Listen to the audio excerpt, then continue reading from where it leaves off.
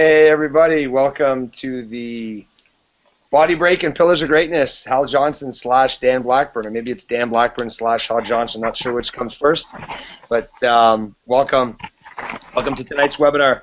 Hey Hal, how you doing? Good, good, Dan. How are you? Hey, I'm good. I have I have one of your quotes up here on the screen to get the ball rolling, and you say the hardest person to convince is the one looking back at you in the mirror. That person is never fooled. Is that something that you always lived by, or something you learned as you got older? I learned as I got older. I mean, that's really that youthful experience. You don't you learn a lot as you get older, and that's one thing I learned as I got older. Certainly, that you can try to fool yourself, but at the end of the day, if you do look in the mirror and you're truthful with yourself, you will be able to really denote whether you are living a life and that is what you want and is absolutely truthful, or if it's a life that is not. And I think that's one of the things that I've certainly learned over the years, that when you look in that mirror, make sure that you're telling the truth to yourself. Yeah, absolutely. That makes a lot of sense. I know for me, I mean, I guess the whole impetus of us doing this webinar is on the heels of the podcast we did the other night, and the response was so high that I wanted to dig a little deeper into your story, and also into my story. And for me, I mean, I grew up in a great home, lots of love, lots of support, but there were things that were missing, and I had to make some choices, when I was in my 20s, on how I wanted to proceed or lead my life. And I'm stoked. I'm excited to say that I got my ducks in a row, and I've just authored my first book, which is exciting. 17 stories that will rock you, shock you, and inspire you. You've written a book too, haven't you, Hal?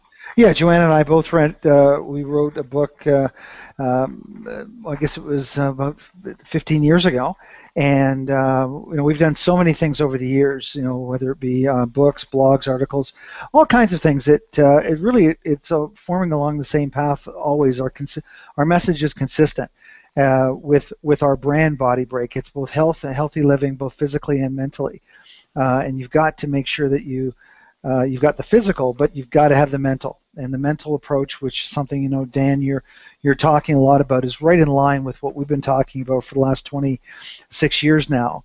That if you don't have that mental approach, that positive attitude, and I guess we'll talk a little bit about that later, that positive attitude, you're not going to be able to succeed no matter how much talent, how much ability that you may have. It's really that it's having that proper attitude. Yeah, I love that. When I do the work with groups, whether I do live seminars or I do the work online and in different groups, there seems to be this misconception that people who are successful didn't and don't have to work for their successes. Like it all came easy to them, or he got lucky or she got lucky, and that's why they're successful. And I think that's a bit of a myth. That I think that I don't know who taught me, but as a kid growing up, I remember believing that if I put in a little bit of work, I could get massive results. So let's dig right in, Hal. And here's the $1 million question that I get asked a lot, and I throw it to groups often: is why do people fail? Yeah, I mean, that's certainly a very interesting question. And there's a lot of answers to that question. Why people fail, and it's I think we can all look in our lives, our own individual lives, and say, in different situations, why we failed. But is there a consistency? Is it that you gave up? Is it you lack confidence? Oftentimes, it's a multitude of things, and I think one of the things that I talk a lot about, it's preparation. You often will fail because of preparation and of the lack of it. But if you've prepared properly and you didn't succeed at whatever you may achieve, it's funny because looking at the Amazing Race as one example, we failed, we didn't win. But did we really lose? It's in that respect. Did we really fail? we learn so many things from it. And I think that's one of the things that you can also say, that in failure you learn an awful lot if your eyes are open. So, but my thinking, when we getting to this question, why do people fail? It's often because of the lack of preparation. And that's where I say proper preparation prevents poor performance. Is that if you're truly prepared for something, and you get beat or you don't win, that doesn't necessarily mean that you failed. Um, that's where I look at, when I play against somebody in golf or I do something and I lose. It's not the fact that I failed. It's that somebody perhaps beat me, and I never take failure as a defeat in that sense. I take it as that I've learned from it. I've learned far more from not winning than I have from winning. So answering the question, why do people fail? My number one is preparation, and number two is confidence. That they were destined from the start not to win or not to achieve because they had already pre-programmed themselves that they were not going to win. That's somehow the victory would be taken out of their hands at the last minute, no matter what they did. They just didn't have that drive, that confidence that they were going to achieve. And I think you have to look at your individual lives and say, how can, if I prepared and I think I can achieve it, you have to go from the I think to I know I will be able to succeed. And I think that's my two major elements are confidence and lack of preparation, why people do not succeed. That's excellent. So the title for today is the 3 secrets to living a legendary life. And so if confidence and preparation are the blocks to get someone to what they want to achieve, then if the blocks are missing, then quite candidly they're going to fail. So tonight we're going to talk about how to develop the consistent habits to attracting all the greatness that you desire in your life. We're going to talk about how to change your feelings of self-doubt into confidence and go from, I can't do it to I can do anything attitude.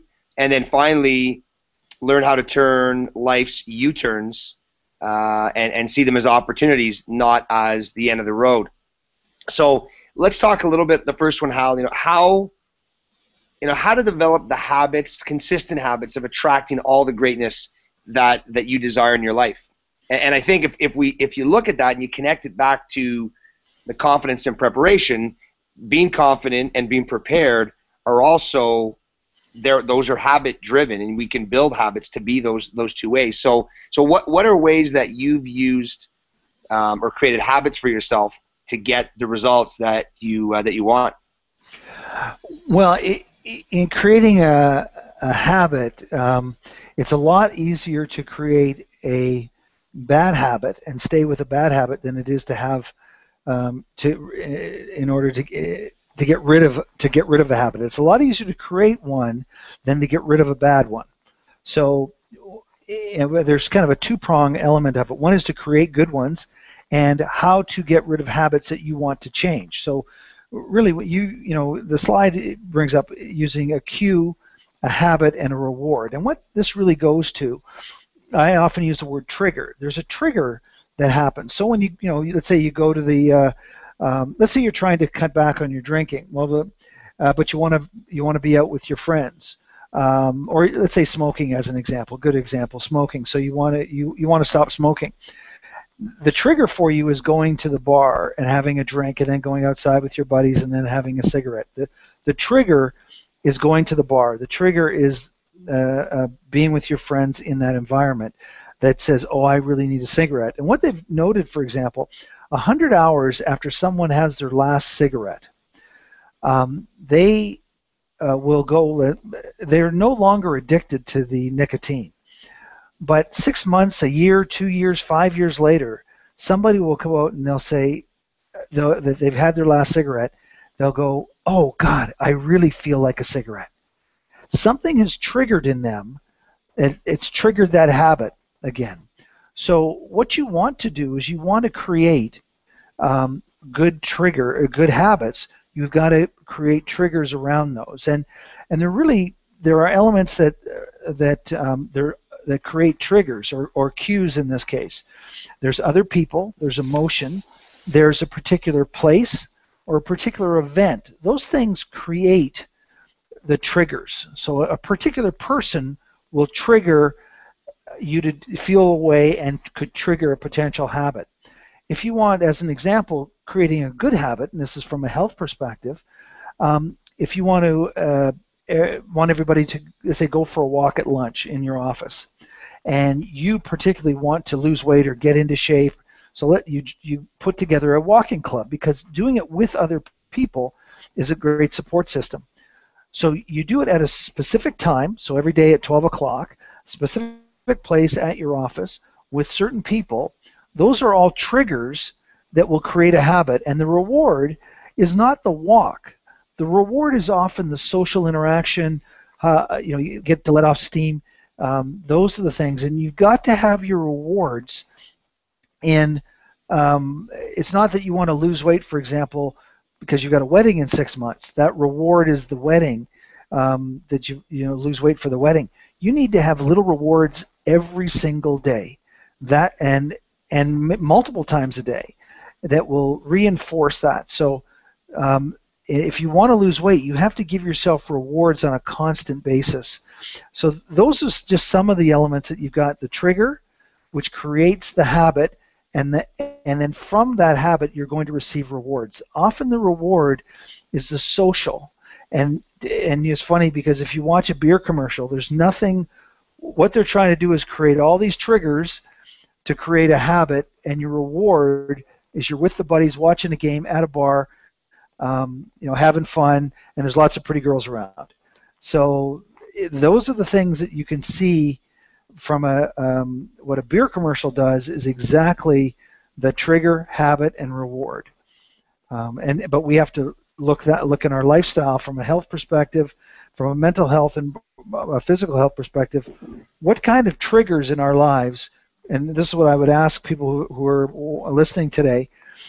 What triggers do you have in your life that create good habits? And what triggers do you have that create bad habits? And especially the ones that create bad habits, try to eliminate those triggers. Yeah, that's great, Hal.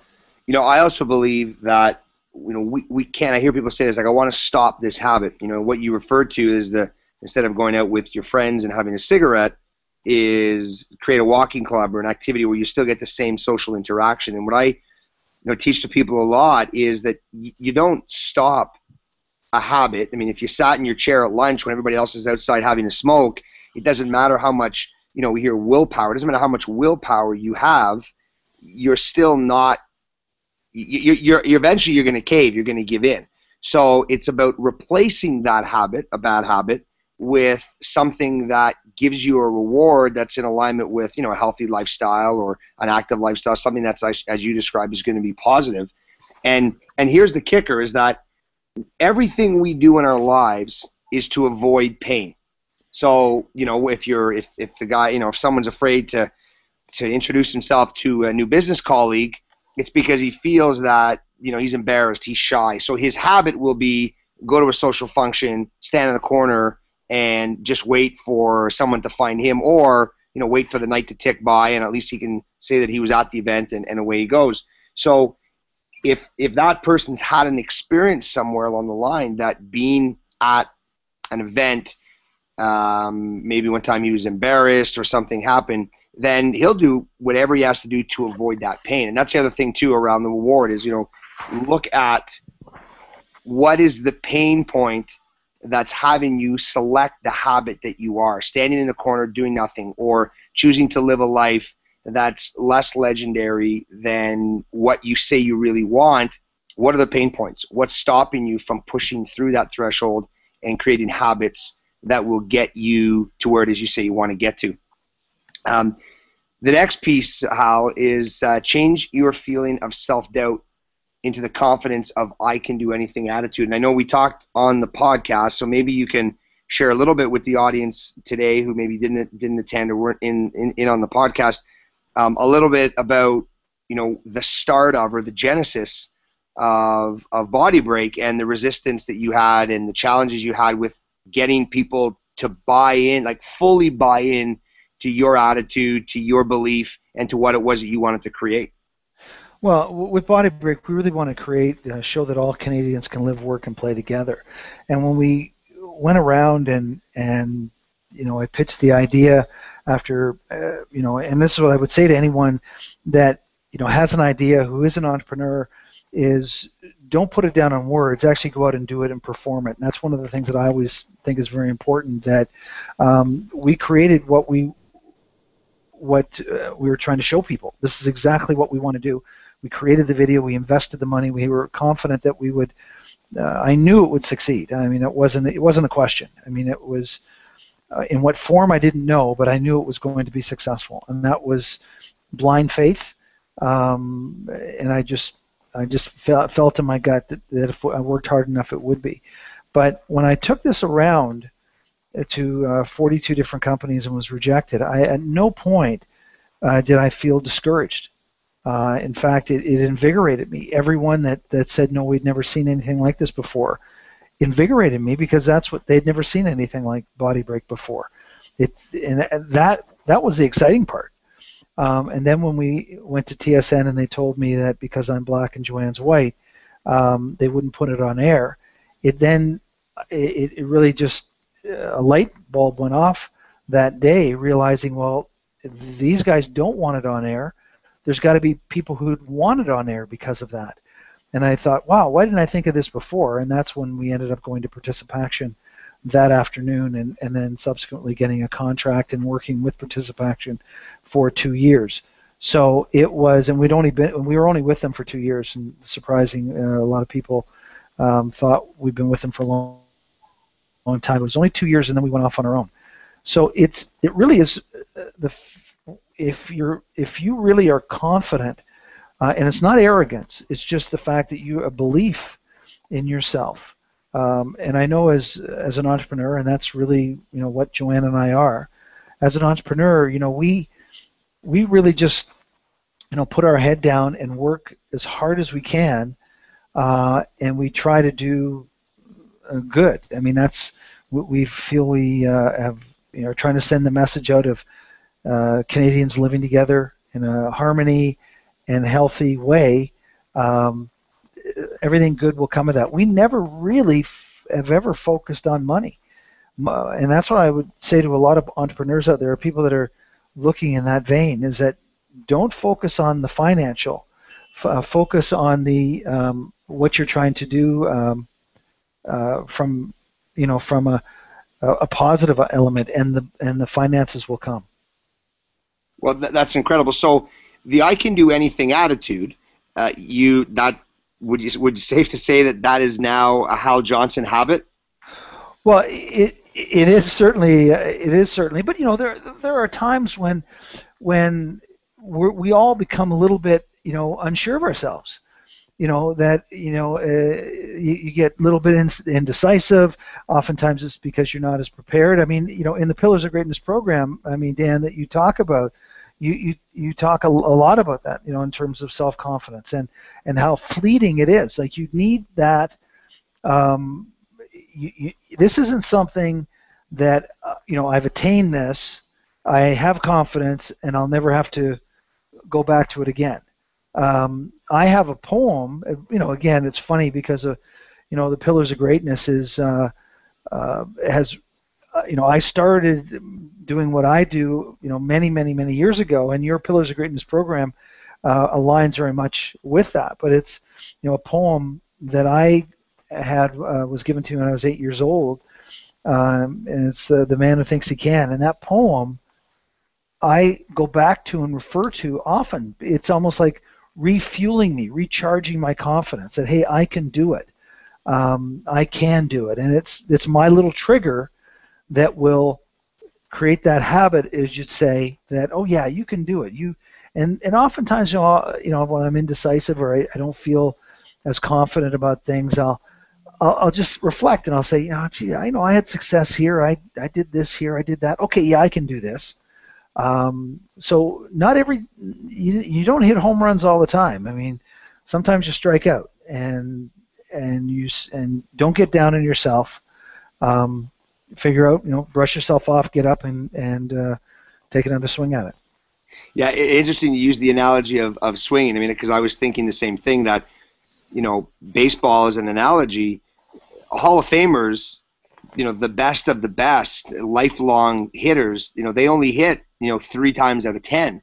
And they're, uber successful. And yet we have this perspective in life that if we have one strikeout, let alone 7, that as you talked about, those stories, those insecurities, the thoughts, those issues of, hey, maybe I'm not as good as I thought I was, and I probably can't do this, set in. So what are a couple things that you do, either rituals or habits, that in those days that you may feel like, geez, kind of what's my next step, or how do I navigate through this?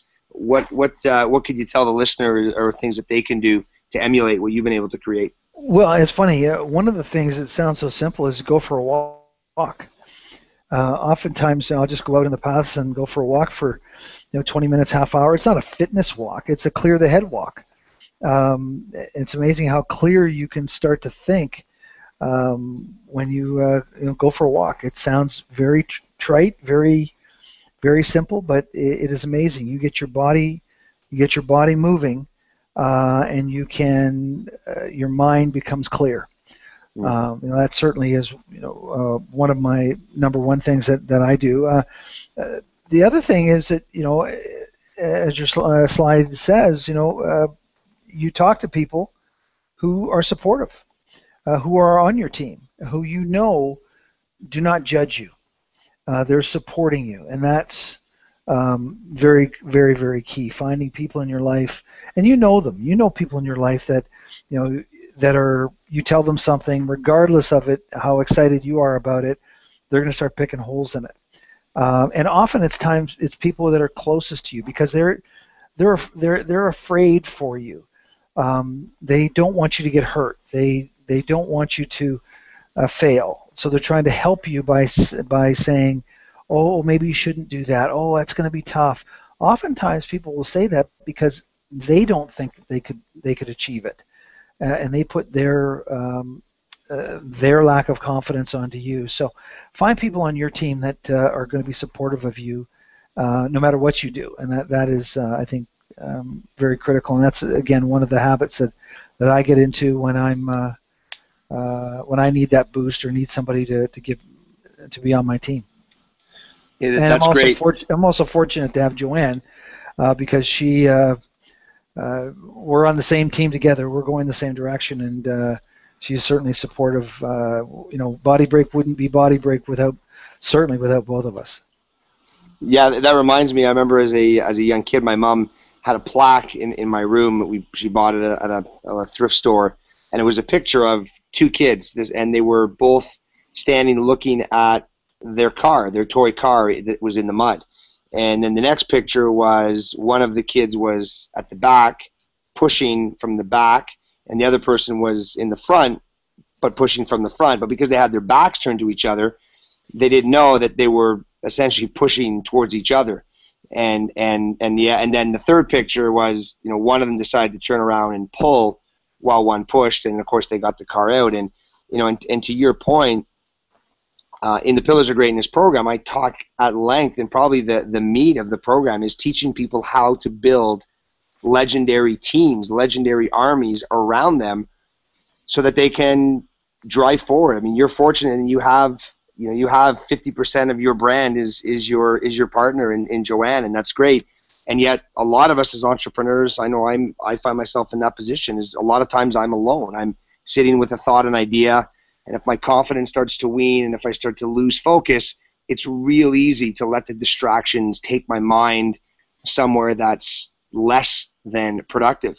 So that's when a team is valuable. I reach out to someone, I connect in. So I spend a lot of time helping people in coaching so that people understand not only the value of the team, but how to pick the right team for them. So when you're working with your team, you and Joanne, who sort of makes the decisions of here's my skill set, like my strengths, I'll do this, and here's your strengths and you do that, so that collaboratively you're getting to where you both want to be, or ultimately where you both want the brand to be? Well, we both we found that out very early, that we couldn't do each other's jobs, and I think that's when you have a team and you're working with someone else, and I know I don't know how much this applies to people, but when you're working with someone, you find out your strengths, you're confident in their strengths, and don't try to do their job. And I think that's the element that Joanne and I, very early, probably back about a year and a half after we're doing Body Break, we realized that we can't do each other's job. And I knew Joanne was as committed to this as I am, and I was, and so she was confident in me, and I was confident in her. So whoever your team is, whoever you're working with, make sure that you've got to have confidence in them, and they have to have confidence in you. And that's what's funny, because when I bring up the Amazing Races, we had so much confidence in one another. We didn't really second guess each other. And that I think after working together now for 26 years, that's one of the major elements. We don't second guess each other. We're there for one another, but we don't second guess, and we know that that person's trying as hard as they can. Mm. So you talked about the Amazing Race, and your race ended on a U-turn. I had never watched the Amazing Race up until you and Joanne were on, and candidly, I haven't watched it since. But you talked a lot about the U-turn. I know after the race, and you're public speaking, and you're the resurgence of the brand, which I think is fantastic. And yet, you're also very modest and humble in that the time you and I have worked very closely together for almost 2 years, or maybe a little over 2 years. And to the listeners and to the people who maybe don't know you as well as I do, you're humble, and yet you're tenacious. You have this fiery pit bull approach, and yet someone may think that you're sort of sitting just in the weeds and kind of waiting for opportunities. And you have hit some monster home runs, and you've grounded out the first base a few times. But what do you do? What ritual? Because we're talking about habits, right? And I think it's so important that people understand that who you are, what you do, what you chase down will be a result of your habits and those rituals that you live with. So if you want to create a good habit and use that cue to get you the rewards you want to move your life forward, then it's critical that you create those rituals. So you evidently have those rituals. So what are some things that you do, or maybe when you started off with Body Break, that you knew were critical when U-turns or challenges or hurdles were thrown at you, were pushed upon you, or just happened to appear? Well, I mean, we're all going to face U-turns. We're all going to face things that hit us in the face, and that we go, oh my God, where do I go from here? It's over. I can't do anything.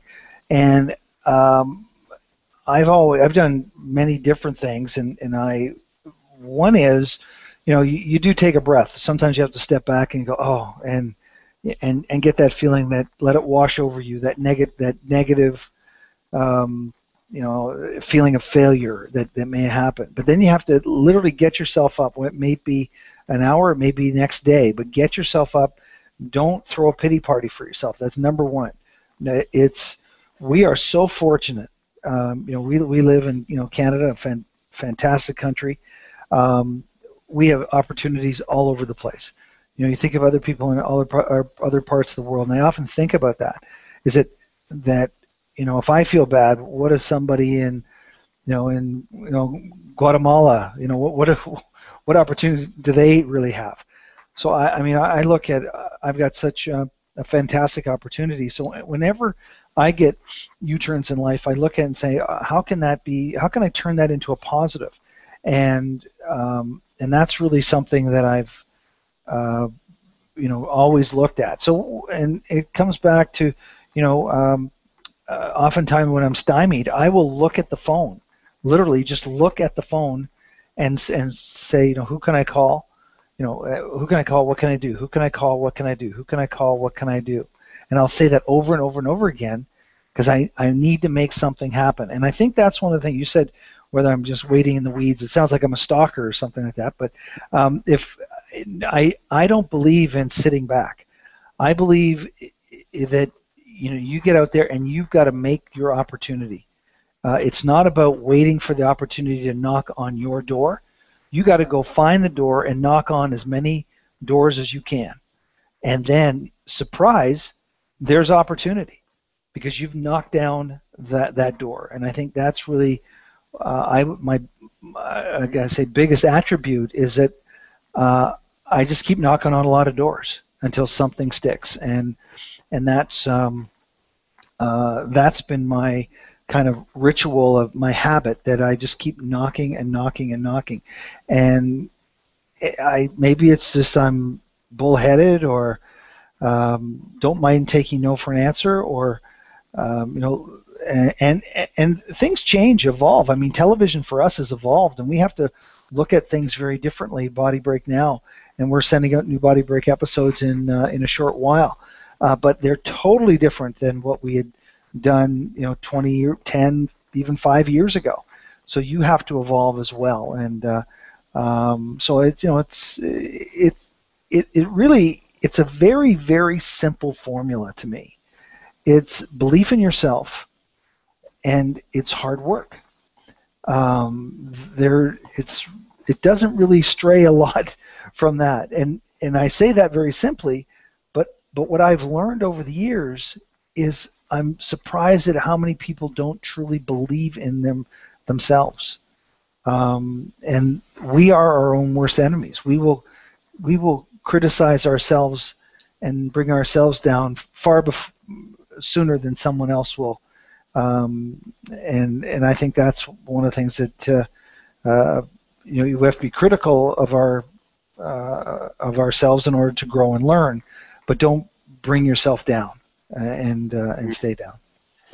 Yeah, no, I like that. I mean, I say the tagline I use is, when you believe in you as much as you want others to believe in you, success will find you. And to your point earlier, if you take your eye off, whatever you want, whether it's the money or the sensation, the feeling you get when you cross that finish line, and just focus on doing the work, the hard work that's going to get you down the track, and eventually, before you even know it, the finish line will be there. And I've had a lot of success in helping people get that. So when you talk about, believing in yourself, I think that there's 4 fundamental pieces. I call it the truth principle. And you're right, there's some people are so honest with themselves, they beat themselves up, and that's not productive. But I'm speaking specifically about what got you to this place, and why do I do the things that I do? Why do I have those habits, those rituals? Like what is the anchor that's kept me there? And really, it comes down to my beliefs, right? If I believe that I'm awesome, then I'll go out and do awesome things. If I believe that I'm average or below average, then quite candidly, that's what I'm going to do. And the funny thing too is, Hal, in all the years, and you and I have, working together, we've seen this happen where we'll find quality people will attract quality people, and people who don't want to work hard, who are looking to play the victim role, who are looking to blame and want to point the finger, they typically surround themselves with similar type people. So your belief systems are, and to everybody listening, think about not just what you do and who you are, but who you surround yourself with, which, go back to the start of this webinar, was making sure you have the habits and making sure you surround yourself. And because our belief systems teach us what our tolerance to pain is. So if asking, a couple of friends to take a different route, or you take a different route in your life and spend some time alone, for some people that's too painful. So they'll continue to be with those less than desirables who aren't going to get them what they want. And then whatever my tolerance to pain is, that will yield my habit. And I'm sure you've seen that over the years, Hal, where people have the resources, they have access to, you're a good example. People in the 80s had access to the same things you did. They were so focused on other things, they didn't want to give up their trip to San Diego. They wanted to just go through with it because, hey, I bought the ticket, I'm going to go. So their habit became make excuses, just do enough to get by, and continue to live that way. And then, of course, my habits will lead to my results. And then, as life has it, results then support back into my belief system. So we get stuck in this ritual. And in the Pillars of Greatness programs, when we work together, I'll show you how to break down these barriers, get through these, so you create more powerful beliefs, elevate your tolerance to pain, which result in better habits, as you described, Hal, and then you get phenomenal results. So when you look at this model, Hal, is there anything in here that you could share with the listener that might be an area, whether it be tolerance to pain or beliefs, that's something they can do to make a subtle shift in how they see themselves or perceive their surroundings? Well, I think one of the big areas is surrounding yourself with people who are like-minded or going for the similar goals that you're going to, which is going to help you, kind of reinforce that you're not on the wrong track. Now, for me, again, it's all dependent on the individual. I didn't need anybody around me to have the same ideas. I just wanted to. I grabbed this idea and I ran with it. But I did have support around me of people who believed in me, and I think that is really important. If you have people who believe in you, and you believe in yourself, more importantly, they're just there. They're kind of like this little bit of a support system that helps who you are. And I think it starts. It's interesting. The slide, the tolerance of pain. And that could be in many different. It's not just physical, but it's emotional, mental pain. Is that when I knocked on that first door and the person said no to me, I had already built up a huge tolerance of pain because I sold computer systems for 8 years prior. So somebody saying no was not a big deal. I was used to that. And Joanna's often said that Body Break got off the ground and was successful because I just kept knocking on door after door after door after door. And it was because I believed in it so strongly that I would have knocked on 1,000 doors.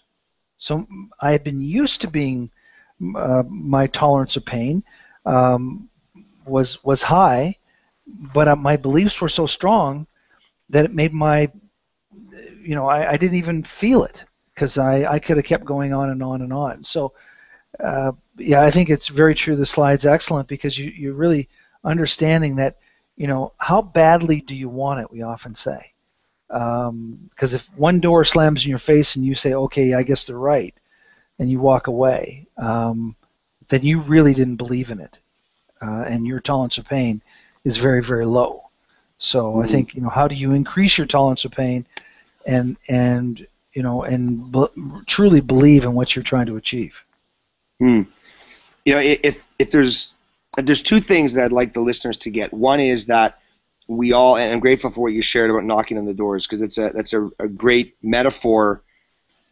It's a metaphor and it's also reality, but it's a great metaphor for what life is about. It's like I just keep knocking, keep pushing, and things will happen. And then I evolve, I shake, I move with those things that are happening. But I say to people all the time at our events that pain is inevitable. It's like death and taxes.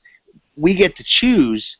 Is it the pain of doing the work, the pain of pushing through, the pain, as you describe it, Hal, about going through the U-turn, or do we avoid that at all costs and then live in the pain of regret?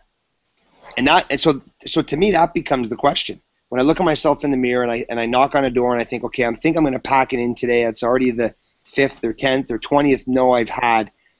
My question is, I think about my family, I think about the things that are important to me, and I ask myself, if I don't knock on one more door, I'm going to regret it. And that pain of regret, once I have that, and I miss the opportunity to knock, in some cases, for some people, maybe someone listening now, you may never be able to go back and redo that situation. So, I ask everybody listening to look at those opportunities as chances, as defining moments. Like, if this next moment was your defining moment, would you pick up the phone? Would you walk up that walkway? Would you ask that question one more time? Like, if this was the defining moment, because that's really where we sit at, the threshold we sit at every single day. And if you want results, you want to be legendary, then you have to set yourself apart. Um, how when I first met you, we started working together. I thought, we were a good team, and then we put the time and effort in, and I thought we started to get great results. And I say to people all the time, it's amazing to go from good to great. But what if you could go further than great? What if you could move from great to legendary? And how that, to me, that's the iconic Body Break brand. Is here it was an idea, a concept, a thought. You put it together. You and Joanne pulled a bit of money together, shot a couple pilots, went out, made it happen, and your brand is legendary. I mean, how many times a week do you, when you're out speaking or when you're out in the corporate circle, do people come up to you and say, "I remember you when," and they share a story, an anecdotal experience they have of where they were on a particular episode or when they heard that music or whatever it was that connected with them? I mean, how often does that happen? It happens every day, actually. It happens every day. Somebody they'll come up and say, hey, I grew up with you, or, my parents plopped me in front of the TV when I was a kid, and you're part of our family, that sort of thing. So it happens all the time. It is quite rewarding, actually. Right, and that's what I ask people to look at in your life now, to everybody listening, is, where are you making a stance in your life to be legendary? And whether that's being recognized like Hal Johnson and Joanne McLeod, or being recognized by your kids, by your family, by your colleagues, by your partner, by business partners, for doing a legendary job, for going through that pain, choosing to go through the pain of doing the work rather than the pain of regret. What will it take for you to make that change? Because as Hal, as you said, it starts with a habit, and the habit starts with a trigger. So if you peel it back and think about what we talked about at the start, how can you create habits for yourself, surround yourself with the people, and then do the work to get the job done so that you're willing to go through that pain? I mean, maybe give the listener one example, Hal, of a time that you sort of sat and thought, wow, this I've bitten off more than I can chew, and didn't have the answers, and yet knew that you would find the answers and that you'd get it done, and then as a result made some legendary jumps or some monumental moves in your life. Well, I mean, there's so many instances where you have self-doubt, and did I go too far? Did I do too many things? I mean, just recently with the Amazing Race, being on the starting line, and when I was on the line, and for that split second, I thought, oh my God, I'm on the starting line of the Amazing Race. I've thought about this show for 12 years, 14 years being here. I'm on here. Oh, and that instant of panic that sets in. But it was amazing. I felt within a nanosecond a sense of calm, because I felt I'm ready for this. And I don't know where that came from. I have no idea how 1 second I felt panic, and within less than a second I felt ultra calm, that I'm ready to go. And was it my preparation? Because Joanne and I prepared quite extensively for the race. But what was it that I just said, I can do this? And it was, I was fortunate that I was able to clear my mind within such a quick time that, and then it was go. Literally, by the time he said go, I was ready to go. So it was, certainly that was, one example where that panic set in, and you had that self-doubt, and it left just as quickly as it came. Wow, that's a great story. I remember watching that episode, and I don't know who anybody else who's listening remembers that episode. And you're in Niagara Falls, and the starters, the proverbial starters pistol goes up, and all these teams are there, and they play some suspenseful music, and off you go. That to think that was the sort of the rush that was moving through your mind is that's certainly the inside scoop that we got there. Yeah. One of the premises, one of the purposes that I've started doing the Pillars of Greatness program was for my own journey, was to get my life on track. And since the late 1997 area, 1998, I've committed to then paying it forward and helping others. And so when we connected, when we worked together, and when we did the podcast the other day, and then putting this webinar together, for me it's about helping people understand that legendary people have this, their blood pumps through their body the same, and their thoughts and their beliefs and all those things that float around in their mind. They still, you still experience pain and those moments, and yet, as you described it on the starting line, it's fleeting. So you've been able to develop a belief in yourself and a tolerance to pain that it's there for a second and then it's gone. So my goal with doing tonight's webinar is to share your story and then also give people the opportunity to start making the same change and create their own legendary life. And you made a comment a little earlier, Hal. You said, take action now was what you believed and how you've lived your life. Is that rather than putting the words down, it's like just take the action.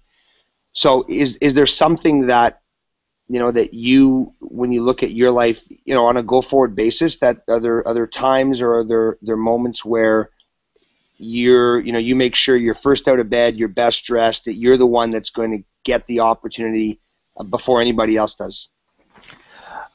Yeah, I don't think I look at it that tactically.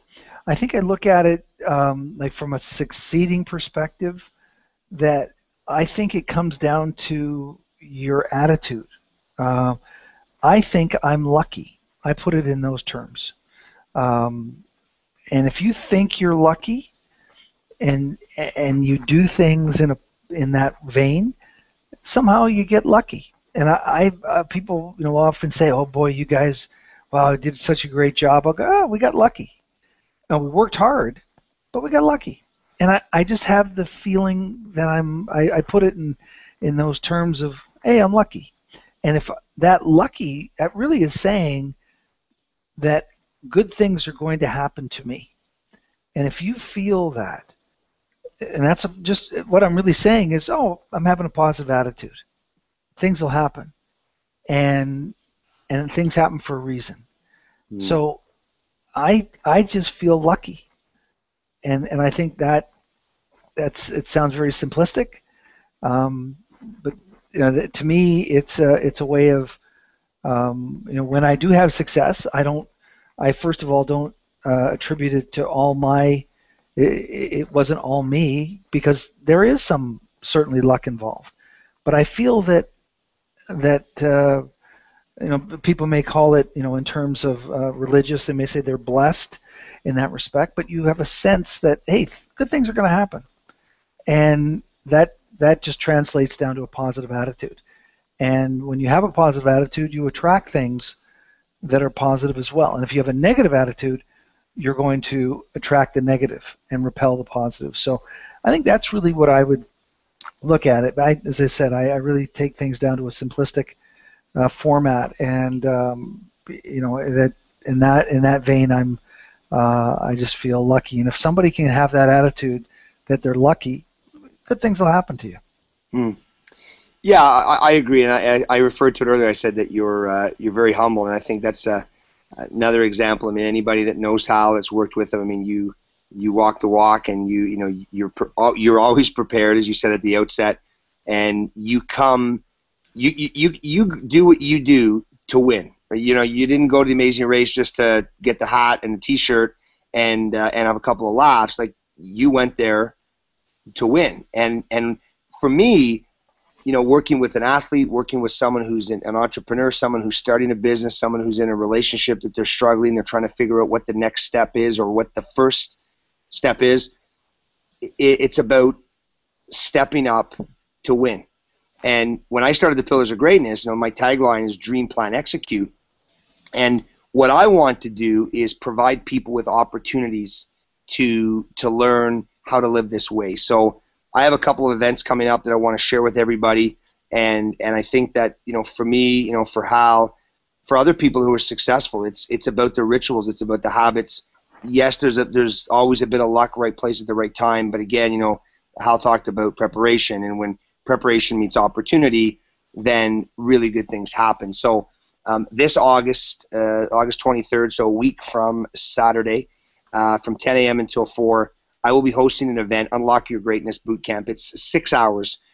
This is a program that I started 15 years ago. It's a 10-week course, and I've put it together into a 6-hour day. So it is immersion. It is intense. It is fire. If you're coming to make changes to be legendary, then this is the place that you need to be. You'll learn the 3 pillars to creating a legendary life. We talked about some of them today, and we'll dig down deeper and really find out what are the habits that keep you from getting the things you want in your life, or what are the habits that you consistently do that get you the same results that for many people say, I don't want these results, I want something different. So it's about changing those habits and building the army of people around you. It's 6 hours of live coaching with me. The Pillars of Greatness manual is something that you'll get in advance that you can start working on before. And the ultimate goal and what you will have when you leave is your own success blueprint. It will be the steps, the pieces literally that you need to take. It's like a frog jumping across a river. It maps out its course, lily pad after lily pad after lily pad, and that's what the blueprint is about. So you'll also get membership into the Pillars of Greatness area, which is 50 hours of podcasts and different training videos. And it's a way to get you to start looking at things differently, start looking at your life, start looking at how you can move from where you are to where you want to be. So typically, when I break these down, if you wanted to go online and purchase these products, some of them, all of them now, you're welcome to the 6 hours with me, the training manuals, the videos, the 50 hours of online podcasting, the life blueprint, it's all there. Just under $4,000. So if you wanted to go to the website, by all means go there and pay that full price. But if you're really ready to make a shift, to make a change, like what Hal talked about with really making significant changes so you can get the things you want in your life, I'm offering this boot camp for $597. So the link is on the screen. It's danblackburn.com. Sorry, it's supposed to be danblackburn.com/greatness bootcamp. And go on there and get registered. The other event, because I know I spoke to someone earlier today and they said, look, we're not in Toronto. How can we get access to your program? The other program that I run, and this is all done online, is the 66-day challenge. It's typically 66 days to create a new habit. So this one starts in September. It's all online. It's similar in terms of content, but I'm able to connect with you daily. We do one weekly 1-hour group call. So it's 9 hours of live coaching over the course of the program. You'll get daily emails, coaching. It means specific things to do, specific tasks, as simple as make your bed this morning, and as simple as, watch this video, do these things today to start creating the habits that will have you be successful. The training manuals, the videos, 50 hours of podcasting, also the life blueprint. Again, if you want to go online and purchase all these separately, be happy to oblige, be my guest. The cost for that program is just over $4,000.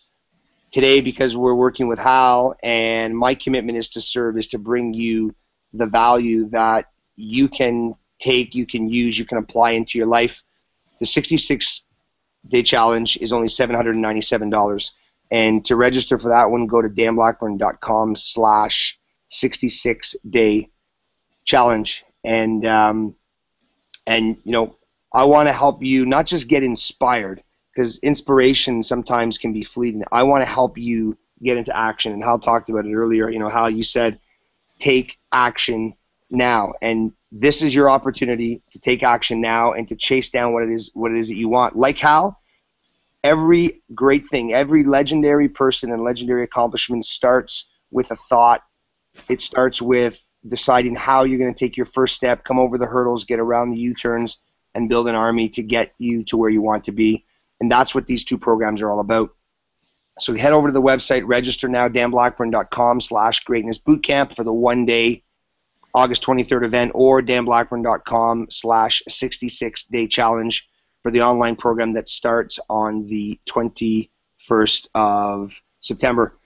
I want to thank everybody for coming out. And Hal, I was going to say, Dan, your boot camp as well as the 66-day challenge, these are things that I've kind of been doing a lot of my life, and I've been fortunate enough to to be able to, I know what your program's about and how it can certainly help people get that attitude, get that mindset, because the strength of the mind is so important. Getting you in the right lane in order for you to succeed in life. And I think certainly if people have an opportunity to jump on board, I think it would be very, very useful in achieving their goals. Hey, thanks, Al. I appreciate that. And as always, I enjoy working with you. And thanks for. It was short notice. We were on the call the other night, and I said, "Hey, how about doing a webinar?" And you said, "Okay, how about 8 o'clock?" I said, "How about 7?" And here we were at 7. And I'm grateful that you came. And what I would like to do, just in closing, is have you close tonight's webinar with the poem, "The Man Who Thinks He Can," because I know that's how you close all of your speaking events. And it's very powerful. And to anybody who hasn't heard Hal and Joanne speak, you can go to their website, bodybreak.com, and or bodybreak@bodybreak.com is their email address, and find out how you can get them out to your event and how they can bring their message of health and fitness and changing your mindset to your audience. Well, and thanks, Dan. And as I said, this is a poem that I had since I was 8 years old, and it was given to me by my grandmother. And it's, if you think you're beaten, you are. If you think you dare not, you don't. If you like to win but think you can't, it's almost a cinch that you won't. If you think you'll lose, you're lost. For out in the world you'll find success begins with one's will. It's all in the state of mind. If you think you're outclassed, you are. You've got to think high to rise. You've got to be sure of yourself before you can win that prize. Because life's battles don't always go to the strongest or fastest one, but sooner or later the one who wins is the one who thinks they can. And as I said, I've got that on my desk, and I often read that when I need that little pick-me-up, little boost, like, hey, I can do that. And as we always say, until next time, keep fit and have fun. Have a great night, everybody, and big booyah to everybody for joining in. Thanks, Hal, and we'll see everybody real soon. Have a good night.